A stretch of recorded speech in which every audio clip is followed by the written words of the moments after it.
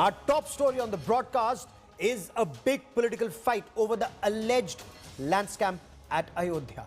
The Sri Ram Janmabhoomi Tirth Kshetra is in the line of opposition fire over the purchase of a piece of land near the Ayodhya railway station. Both the Aam Aadmi Party and the Samajwadi Party insist that land bought from owners at 2 crore rupees was then sold to the trust at 18.5 crore rupees in under 10 minutes. The trust has denied the charge. Kumar Abhishek brings you this report. 2 crores to 18.5 crores in a matter of minutes. A staggering 825% profit in just 300 seconds for the seller. This is what the opposition has alleged happened in an Ayodhya land purchase by the Ram Janmabhoomi Trust. भगवान राम के मंदिर बनाने के लिए चंदा देने वाले लोगों के साथ विश्वासघात किया जा रहा है। हरीश पाठक और कुसुम पाठक ने 7:10 पे ये जमीन रवि मोहन तिवारी और अंसारी जी को बेची 2 करोड़ रुपए में, और 2 करोड़ रुपए की ये जमीन रवि मोहन तिवारी और सुल्तान अंसारी साहब ने बेच दी 18 करोड़ 18.5 करोड़ रुपए में राम जन्मभूमि में मंदिर बनाने के नाम पे। What makes the deal murky is the allegation that there was only a difference of minutes in signing both the deals. Trust members Anil Mishra and Ayodhya Mayor Rishikesh Upadhyay are listed as witnesses in the two deals. The opposition is asking who's the actual beneficiary of 16 crore rupees profit made in this land deal. Sultan Ansari, the man who bought the land initially and sold it minutes later to the trust, wasn't home when the India Today team reached his residence in Suhati village. ये बीच बहती गांव में एक आलीशान बंगला, एक आलीशान घर आप देख पा रहे हैं।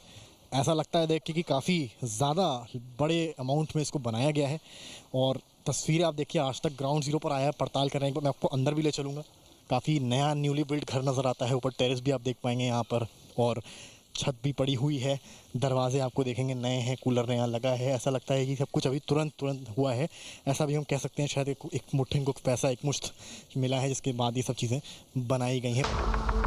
The Ayodhya Temple Trust has denied any wrongdoing in the land deals. हमको आरोप लगते ही रहते हैं। मैं 100 साल से आरोप ही देख रहे हैं हम लोग। हम पर महात्मा गांधी की हत्या के आरोप लगे। आरोप से हम चिंता नहीं करते। आप भी चिंता मत करिए, आप खूब लगाइए। You are yes, I accept, I ready, you also, you do it. आप अपना काम करिए, हम अपना काम करेंगे। The BJP is treading cautiously as the issue has snowballed into a political scandal. देखिए, जिनके हाथ राम भक्तों के खून से रंगे हैं वो सलाह ना दें। अगर कोई किसी ने भी गड़बड़ किया होगा, ट्रस्ट उसकी जांच करेगा और जो दोषी होंगे उनके खिलाफ कार्रवाई होगी।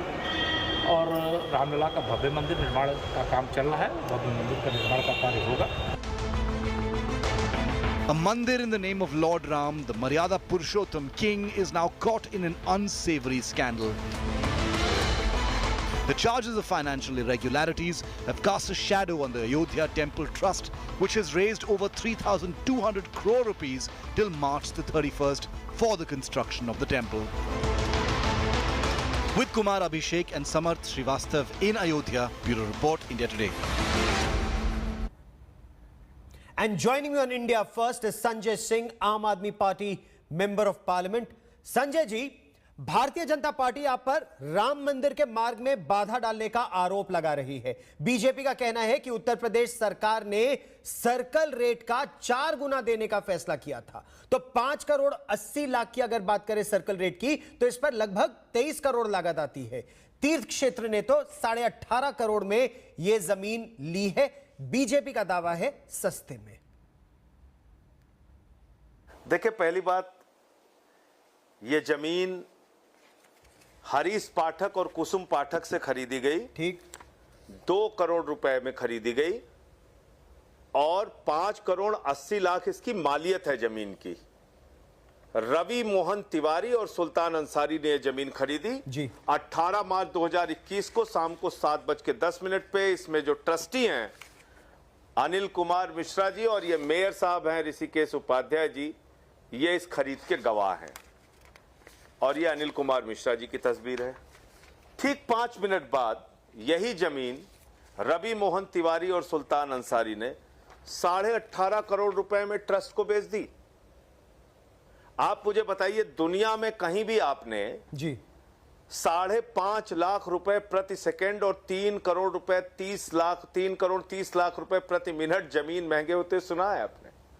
टोक्यो हो, न्यूयॉर्क हो, लंदन हो, पेरिस हो, फ्रांस हो, जर्मनी हो, कहीं आपने सुना है इतनी जल्दी जमीन महंगी होते हुए? देखिए, आप इसे 5 मिनट या 10 मिनट में 9 गुना दाम बढ़ा बता रहे हैं। बीजेपी ये कह रही है कि ये 10 मिनट का नहीं 10 साल की बात है। दोनों पक्षों में 2011 में इस पर करार हुआ था, उसके वो दस्तावेज दिखा रहे हैं, और 2020 में ये पूरा हुआ। तो ये 10 मिनट का नहीं 10 साल का खेल है। ये बहुत अच्छा, बहुत इंपॉर्टेंट क्वेश्चन आपने पूछा। मेरे ख्याल से सबसे अच्छा प्रश्न है ये, इसका मैं जवाब दे देता हूं। ये चंपत राय जी की चिट्ठी है और चंपत राय जी ने अपनी चिट्ठी में लिखा है कि उक्त भूमि को खरीदने के लिए वर्तमान विक्रेता गणों ने वर्षों पूर्व जिस मूल्य पर रजिस्टर्ड अनुबंध किया था, उस भूमि को उन्होंने 18 मार्च 2021 को बैनामा कराया, तत्पश्चात ट्रस्ट के साथ अनुबंध किया। जी ये कह रहे हैं कि कुसुम पाठक और हरीश पाठक ने रवि मोहन तिवारी और सुल्तान अंसारी के साथ वर्षों पहले रजिस्टर्ड एग्रीमेंट किया था। और आप जानते हैं गौरव जी कि जब कोई रजिस्ट्री या बैनामा होता है तो इसमें इस बात का जिक्र होता है, क्या पूर्व में आपने कोई एडवांस लिया, क्या आपका कोई रजिस्टर्ड एग्रीमेंट था, क्या ये जमीन लोन पे है, क्या इस जमीन को लेकर कोई करार हुआ है, क्या यह जमीन बंधक है, क्या यह किसी को हस्तांतरित हुई है। और इसमें जवाब क्या लिखा हुआ है ये देख लीजिए। यह रजिस्ट्री का पेपर है जिसमें लिखा हुआ है ये जमीन बंधक नहीं, ये जमीन हस्तांतरित नहीं, इस जमीन पे कोई लोन नहीं, और ये जमीन सभी प्रकार के भारों और प्रभारों से मुक्त है। ये तो रजिस्ट्री के पेपर में लिखा हुआ है। इसका मतलब कुसुम पाठक, हरीश पाठक, सुल्तान अंसारी और रवि मोहन तिवारी में पहले कोई एग्रीमेंट हुआ ही नहीं। अगर हुआ होता तो इसमें जिक्र होता, इसमें जिक्र नहीं है। तो एक सच को छुपाने के लिए कितना झूठ बोला जाएगा। भाजपा वाले कह रहे हैं हम 18 करोड़ में खरीदें, चाहे 1800 करोड़ में खरीदें। अरे भाई, ये आपका निजी पैसा थोड़ी है। आपके घर का जो पैसा है उसको आप चौराहे पे सारे नोट ला के जला दीजिए, हमें क्या दिक्कत है। आपके पास पैसा बहुत बड़ा है, आप उसको नाले में फेंक दीजिए। नहीं, लेकिन अगर ये तो देश के करोड़ों राम भक्तों का चंदा है जिन्होंने अपना पेट काट के पैसा दिया है। ठीक, उन माताओं बहनों ने अपना गहना बेच के भव्य राम मंदिर के लिए चंदा दिया है। ठीक, नहीं, लेकिन आप सीबीआई और ईडी की जांच की मांग कर रहे हैं।